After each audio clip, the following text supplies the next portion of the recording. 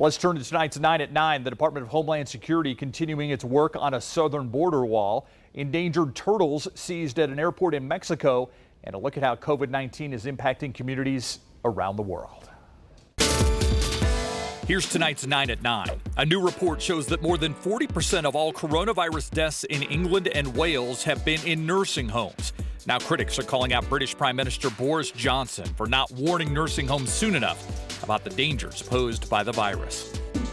The city of Wuhan, China, where the original coronavirus outbreak started, plans to test all 11 million of its residents. The announcement comes just days after 6 locally transmitted cases were reported in that city. The Department of Homeland Security says it's making progress on building President Donald Trump's wall on the southern border. We have over 180 miles built of new border wall system. We are on track to build 450 by the end of this calendar year. The agency also says border crossings are down 60 to 75%. A new study has found the COVID-19 test being used by the White House frequently misses cases of the virus. The White House uses the Abbott ID Now test. New York University researchers looked at nasal swabs from 101 patients. Another diagnostic test found that 31 of them had COVID-19. Of those positive swabs, 48% were negative with the Abbott test.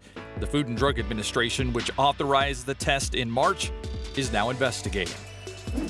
In Georgia, officials are working to completely eradicate this lizard. They say the Argentine black and white tegus poses a major threat to some of the state's native wildlife. Biologists say they can grow up to about 4 feet and can eat just about anything they want. They also multiply fast and don't have a lot of predators.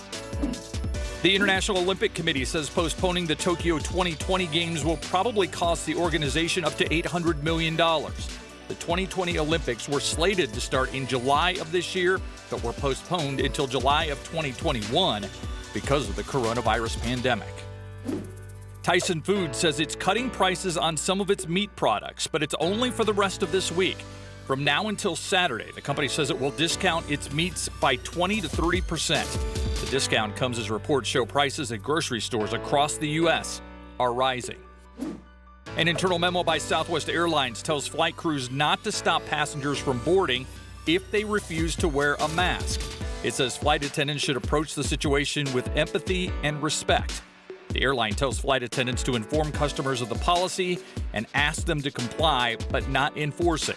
Southwest's official policy says customers will be asked to wear the mask when social distancing is not possible.